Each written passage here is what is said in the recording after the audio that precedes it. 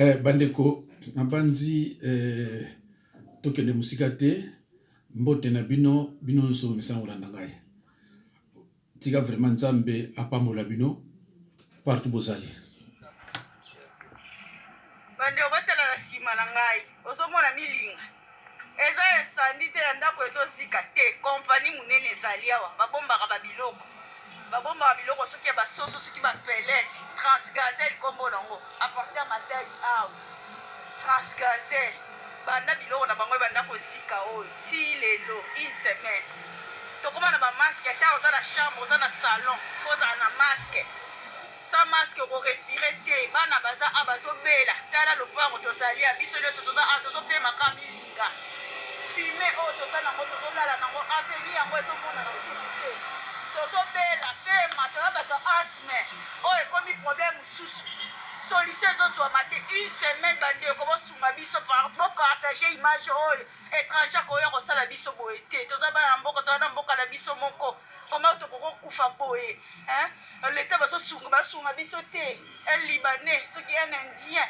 asala biso boye solution eza te botala bino moko milinga ngo ndenge ezali boye bato bavivre ndenge nini solution eza te mawa eza te toza na bana bazosufrir bandeko bopartage video oyo pardo bosunga biso solution ezwama transgazel te oza apartir ya matadi ça ne va pas lopango moko te loba koto eza kimia toza kaka boye biso nyonso tokufa to tosala nini na boye solution ezwama pardon tozokoka lisusu te toza besoin solution balongola biloko na bango a merci. Alors bandeko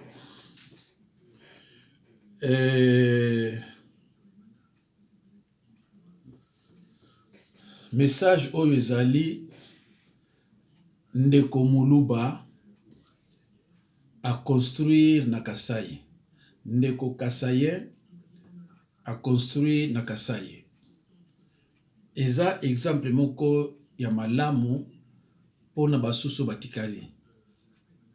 Alors biso tolobaka toujours faire passer ba message que construisez chez vous.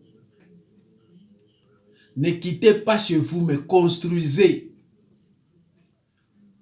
Toujours ba mafinga ya ndenge na ndenge.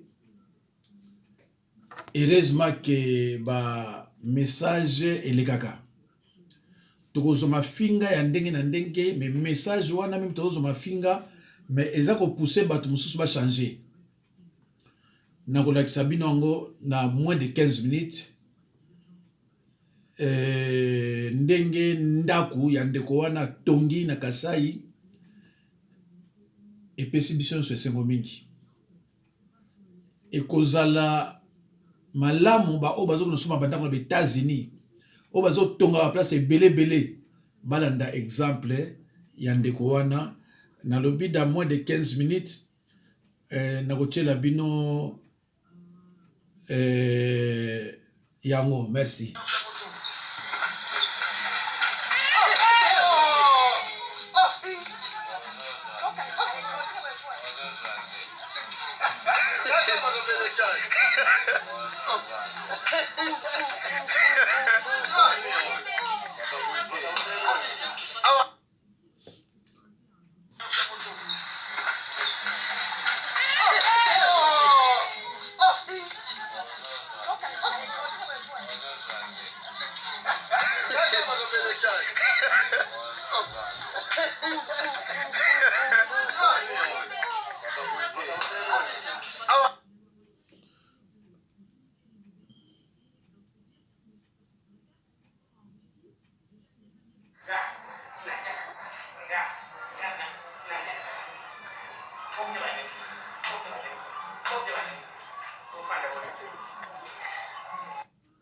Alors bandeko bomoni salaire ya malonga eza te kanda ya ndeko azo kotangisa eza kokweya pa ya bana donc eza mawa mingi bandeko.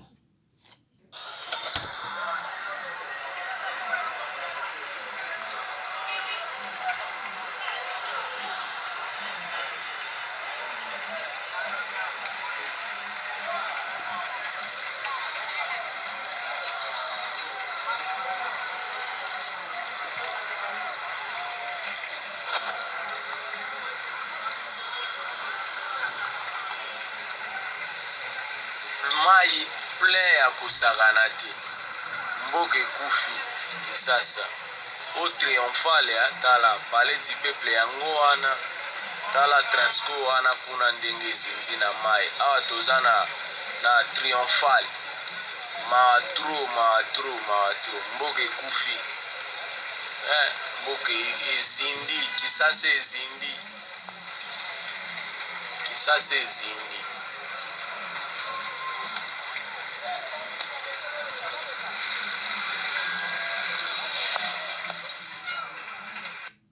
Voilà.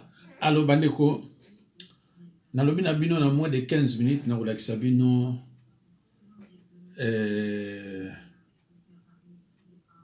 ndako o ndeko atongi na Kasai.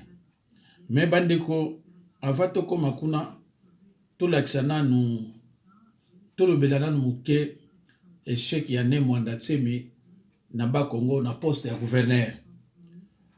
Alors, total nan oyo.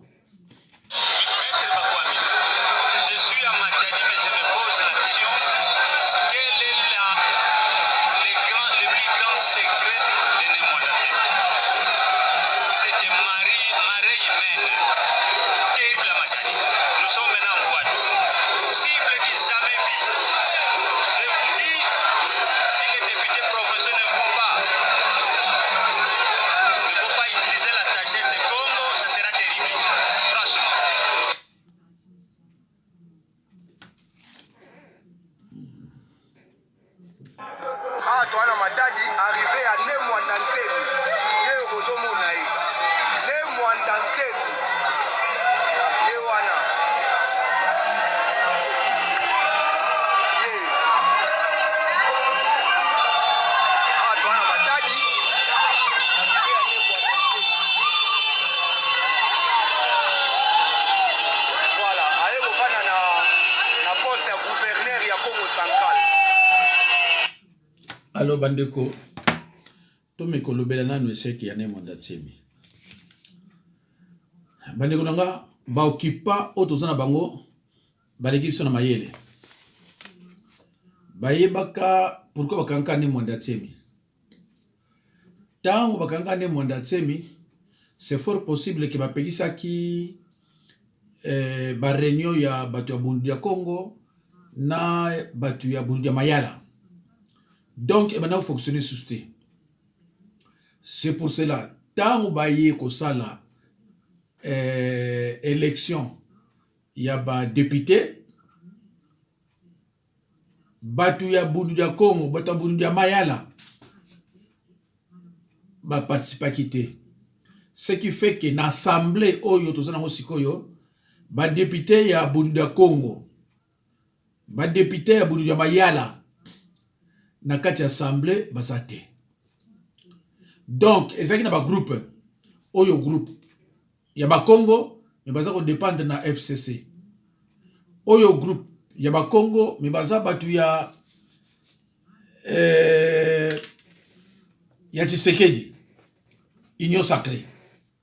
Ba oyo groupe oyo ya biso toza batu ya Kamere mais toza ba Congo. Groupe oyo Ezaya Bahati, ce qui Bahati, et ainsi de suite. Sikoyo, na kati pa baosa la vote, batwa ne Mwanda Tsemi bazate. Donc, mutu ata moko pe voter ne Mwanda Tsemi azate parce que mutu nyonso azo wela a voter côté na ye.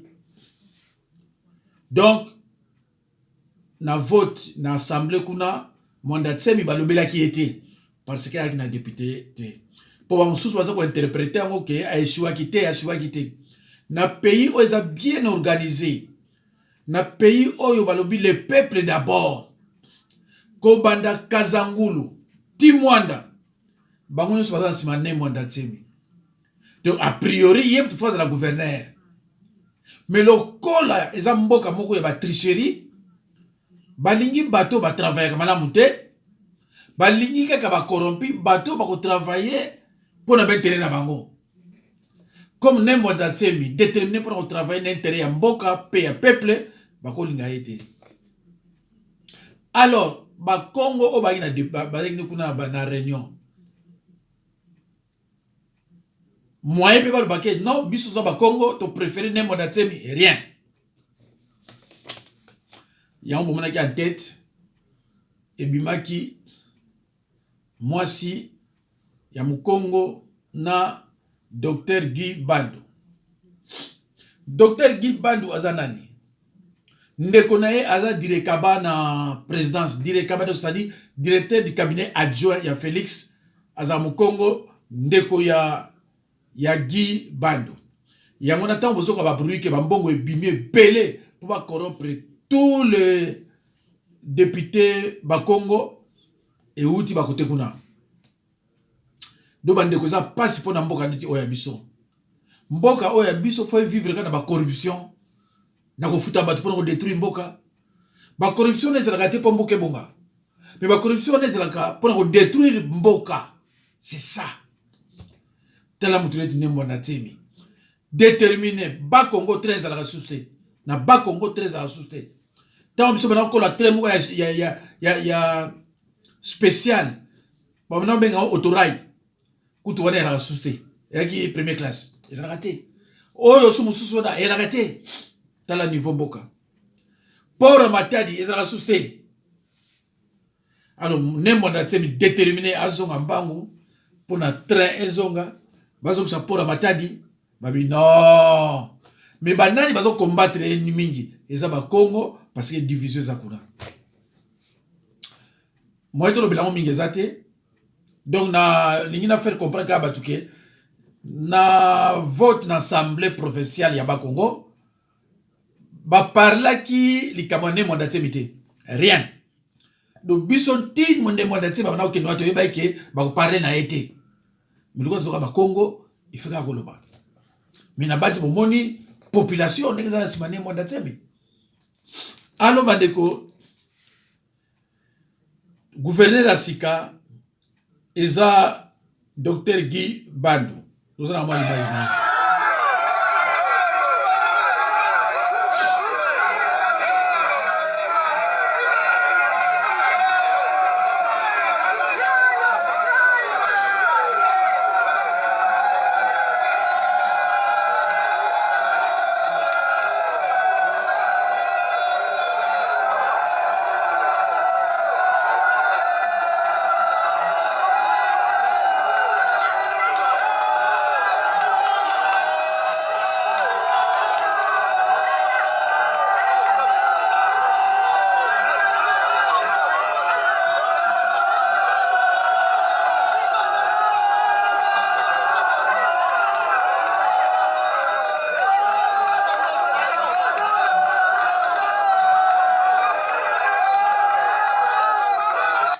bon, image wa votre mona ezali peut-être aujourd'hui ou bien hier na kati ya Songololo.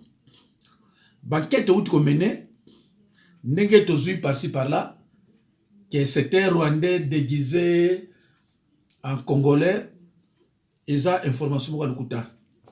Effectivement Dr Guy Bandu azama na Songololo. Image wana azana kati ya Songololo. Bo ya wana moni papa wana ya mukolo ayeba kaye mwana muke bayambani.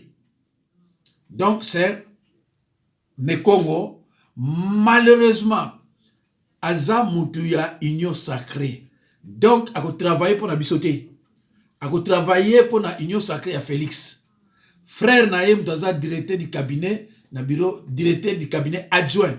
Ya mwana babenga ga direkaba ya Félix Chilombo. Donc mutu alikuwa ko travailler pour la biso. C'était uniquement Nemwanda Tsemi. Yewana Batbalingiete. Voilà. Alors, Tokotala, parce que le gouverneur, nous sommes les gars qui ont côté. Yes, que nous avons ça. Ako nous sommes toujours mbongo ya Bakongo, kotinda ngona Kinshasa. Mbongo ya Bakongo, kotinda ngona Kinshasa. Or, Mwanda Tsemi soko zalaki, alinga ko bloquer mbongo ya Bakongo. Po efuta batu na Bakongo. Ba PDG oyo baza bango nyonso ba étranger, na bengi ba étranger, na ba poste, tulinga ko balaye bango. Alors bandeko na ebité siko soto ko sala ndenge nini pour na mboka oya biso. Alors bandeko totala nano ndako oyo Kasayen atongi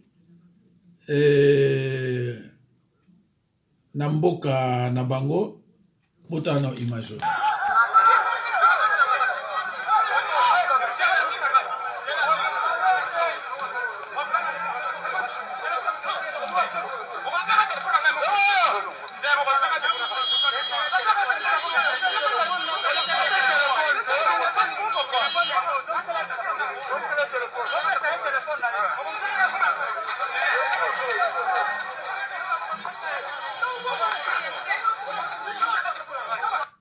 Pomoni ba policier baza mal payé ti suka nango baza ko yiba téléphone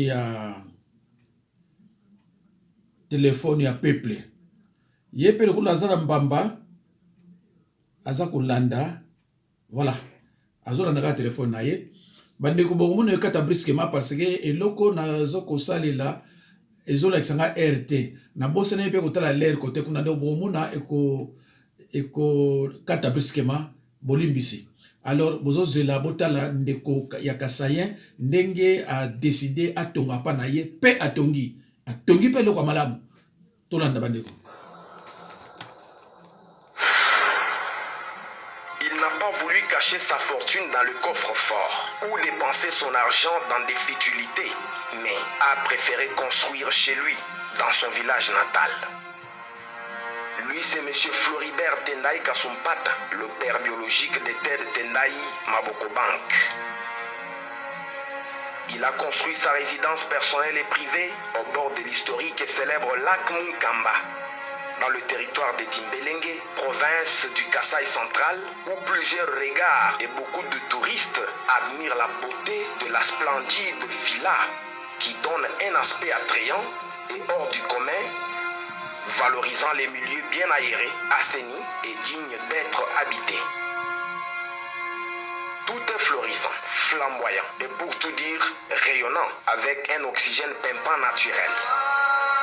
L'homme a lancé un défi à tous les Kasaïens qui se disent riches mais construisent ailleurs ou gardent toujours leur argent dans des coffres forts. Floribert Tendai Kasumpata est un exemple à suivre car sa belle villa peinte en blanc extériorise ce qu'il veut voir devenir sa province natale. Car construire chez autrui, c'est construire pour autrui, dit-on. Chers Kasaïens, construisons chez nous comme lui, car la bonne concurrence développe nos milieux, étant donné que les terrains à construire se vendent à moins cher et la terre très fertile pour l'agriculture. Bravo Flori, vous êtes un homme à féliciter.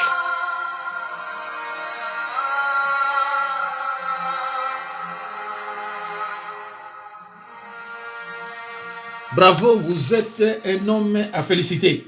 Allo bandeko. Tango tongi ndako na Kasai. Ndako wana tongi na RDC, kotika na RDC, tanda ukitoko. Ba badi banga banani, pourquoi boko tonga kuna te? Ole ba finga rabino, ole ba se considérer rabino, no ka rabino ti ba nomade, vous ne construisez pas chez vous, tout ça est malamuté. Bon moni ndako oyo ndeko atongi na banzi ya mwana. Tolanda. Et puis, devant l'imbroglio, devant la situation chaotique qui prévaut dans cette province, Dio Mindongala. où est l'espoir? Où est la notoriété? Où est l'avenir de ces peuples? Quand les élections sont entachées d'une telle ignominie, une corruption généralisée où les députés ont été achetés après avoir été réduits dans la mendicité à coût de centaines de milliers de dollars. Il y a des candidats qui ont proposé plus de 100 000 $ à chaque député. C'est inadmissible. Ils ont acheté la conscience de nos députés pour coloniser cette province et faire passer cette province sous le contrôle des forces obscures. Cela, nous n'allons jamais l'accepter. C'est pourquoi j'attire l'attention du peuple Congo. S'ils sont contents, qu'ils applaudissent. Mais s'ils ne sont pas contents, il y a des méthodes pacifiques de réagir devant une telle situation. Le Mukongo ne doit pas continuer à être écrasé. C'est fini. Je vous dis, si on n'annule pas ces élections, la province va devenir ingouvernable. Nous allons décréter l'ingouvernabilité de cette province dans cette situation. Trop, c'est trop. Soit, ils vont nous arrêter en inventant des cabales comme par le passé, puisque nous avons résisté, mais aujourd'hui, nous allons résister. Nous n'allons pas accepter ces élections-là. C'est pourquoi je demande au chef de l'État, garant de fonctionnement des institutions, d'annuler ces élections immédiatement. Faute de quoi, nous demanderons au peuple Congo de descendre dans la rue en réagissant bien sûr pacifiquement. Dès demain, si on n'annule pas ces élections, le peuple Congo va descendre dans la rue et il va réagir pacifiquement.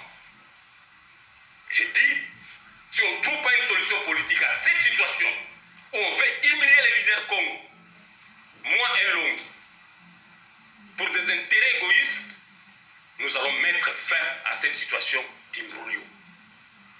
Et nous allons amener la population à réagir quant à cette injustice inacceptable. D'où viennent ces sommes d'argent qui ont circulé? Des millions de dollars. C'est l'argent de la mafia. wana butu kolanda bandeko ezali ndeko na biso Diomi Ndongala tolanda que notre province qui est devenue comme un dépotoir et comme il lokola ba maison ba vitrine ba baya ko koto 6% na obimo pays et c'est ça qui se passe au Congo central.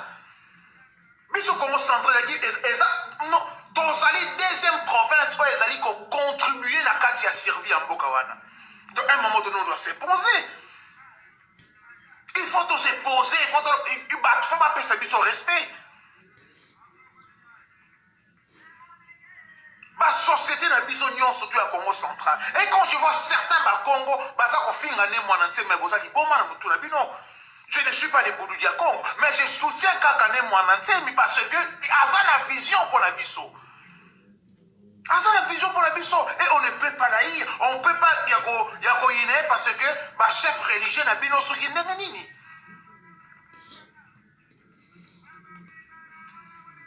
Et Congo, bandeko, n'imite ceux qui ont solo nabino nini, Congo, bokomi basoba soba, peuple mayele mais bokomi basoba bakinkata. Ndeko nzomona baza ko sakana ba Congo et ko ça na plaisir te. Baza ko sakana, ba Daniel Saf tout ça baza ko dénoncer ba makambwana. Les Congo sont totalement écartés dans ma communauté. Mais tellement la hypocrisie, le roi Kindoki, allez, non, on ne peut pas. Congo, il faut que la hypocrisie, et ça sous normalité. Pendant que ma misusu, richesse, et ma belle, la moitié va profiter de la bango. Mais les hauts états pour la Congo central, vont profiter de la Congo centralité. Tozana bord ya munene, tozana ba pétrole bimakawana, tozana mabanga, ciment, agriculture, mais biloko quand nous avons profité, biso sont beaucoup d'entreprises nous dans la Congo central, les Congos sont écartés. Et ceux qui battent balobiango, battent pas comment on m'a pour l'année. Parce que ceux qui beaucoup le long de la société na Katanga, beaucoup de la société na Kasai, beaucoup monde mikolo mabele mutu baza en tête de la société wana. Et pour la nika repa ina biso ceux qui ont lobby et comme il y a son problème. Et au moment où Congo, ils vont soutenir ma partie de l'IDPS. Au lieu de ça, c'est ma partie historique. Nous sommes capables. Parce que d'abord, la politique est régionale et ethnique. Félix a son pouvoir. La solidarité, Félix a ta parole, Chanel. Solidarité ethnique. Dans la politique, ils allaient d'abord soutien ethnique. La partie au bino mozo lingabo planté dans Congo central. Mais qui va continuer à faire ça à école wana. bakotia bino te. Et vous vous battez porte ba Félix ceux qui balinga bino, mais quelle honte pour ce peuple. Yo mukongo koki jamais kozala muta jalelo. Yo mukongo kozala mutu moko s'imposer parce que soki yo te mboka wana linga kozala te. Soki yo te metile lo bato baza toujours dominé par ba mindele bazo kotinda bato. Mais mukongo akomi na ye faible, mukongo akomi na ye zoba, mukongo akomi na ye jalelo, bakoya bakosala boye, komona aza même prêt à trahir ndeko na ye. Nous sommes en train de les voir. Bota l'humiliation ba Congo. A tout awa ba memaki elokola eloko pamba. Ne mwana nzembo mwana kinenge basa, mais ba leader mususu. Oyo ba bota nenge bakenda soki bakiko kanga bongo avec respect.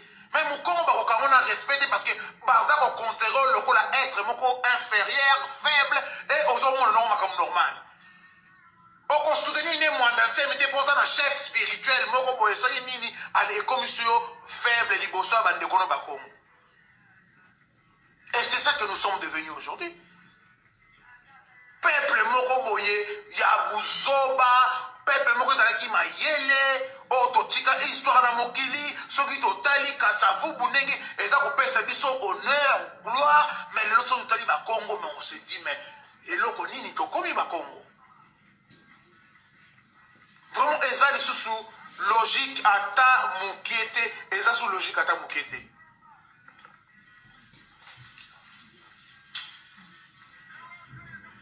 Donc nous kosenga na ba Congo bozonga na makambu ya kala. Il faut donc créer parti où ils allaient représenter les colons à biso. Il faut qu'on soutenir ma parti où ils allaient à biso.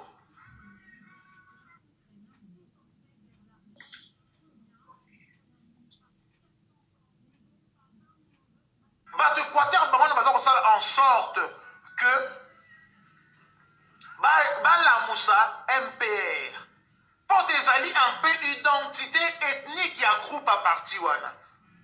Il y a un territoire, il y a un pays démocratique du Congo.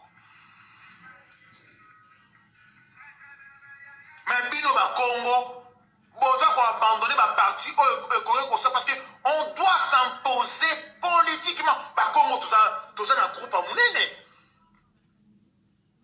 Sauf que dans ce territoire, bazali ko loba ki Congo, mais nous sommes importants dans kati ya mboka wana.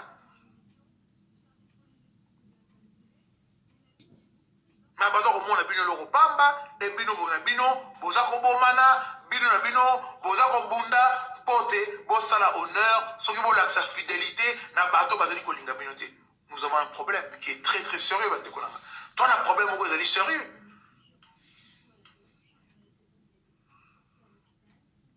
Le boza ko mona bande ko baluba. Muluba ni le lo ko trahir muluba zate. Muluba ni ko trahir muluba zate. Katanga ni le ko trahir. Botane le Moïse nani Moïse Katumbi. Botane il a commis protégé par la bande konaye.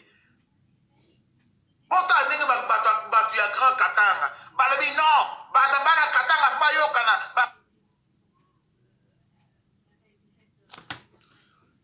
Bandeko, merci beaucoup. Tout le monde indeko oya mukongo ndenga lobby. Malheureusement ce téléphone a été biso ba oyo to tcha ba téléphone parce que dans un vrai mukongo. Un vrai Mukongo. Donc, je suis fier de l'être.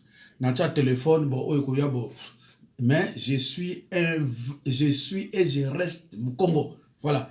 Donc, ce que bimi boye, surtout pour le Congo, ils ont malamu, tcha téléphone.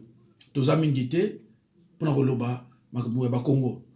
Ce qu'on a l'obité, tous un petit Pedro Kanda. Moi, on Pedro Kanda. Azobo manzoto, mais Congo, il y a hôtel a été. Azoba pour le Congo. Surtout, mais Bakongo bali ko totala été, Bakongo bali ko totala mutu mususu, batu mususu, biso ba oyo Bakongo bali ko totala bisoté. C'est malheureux et ça m'a mingi, c'est triste bandeko. Voilà. Donc ndeko soka lobby alingi ko banda ko continuer le ba pona Bakongo vraiment à telema à continuer ko loba malembe to ko sala tout vraiment Bakongo nyonso tozala na parti moko kaka abako.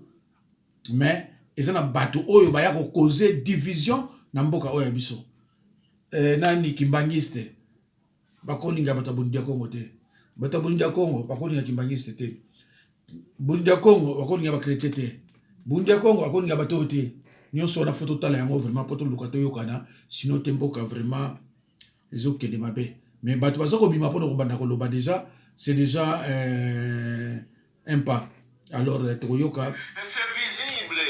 Donc nous avons vécu un cinéma, un théâtre de corrompus et de corrupteurs. Tous les deux sont des corruptibles. Théâtre n'est au vivre yango. Donc à l'instant ils allaient se traiter, le corrupteur a bien corrompu. Voilà, le corrupteur a bien corrompu. Et celui qui est corrompu s'est bien fait corrompre. C'est fini. C'est ce théâtre, c'est ce cinéma que nous avons vécu. Partout au monde, on en parle. Pourquoi pas se dire cette vérité? C'est ce théâtre-là, tout fit. Nous avons vécu le cinéma. Parce que nous sommes au passé, presque dans toutes les maisons de ces députés, où nous avons constaté la présence mais comment appeler ça, des boxeurs, des catcheurs, des judokas en train d'attendre, de parler pour réclamer le remboursement de leur argent. Ce n'est pas l'argent mais non, l'argent qu'ils sont allés acheter leur conscience. Alors, eux aussi dans leur égoïsme, ils se sont exprimés. Alors maintenant, je crois que il faut qu'ils puissent jouer cette carte. Que les hommes savent faire ce qu'ils n'ont moins. Politique n'a pas fait ce qui plus. Comme ça, ils ont au moins une image.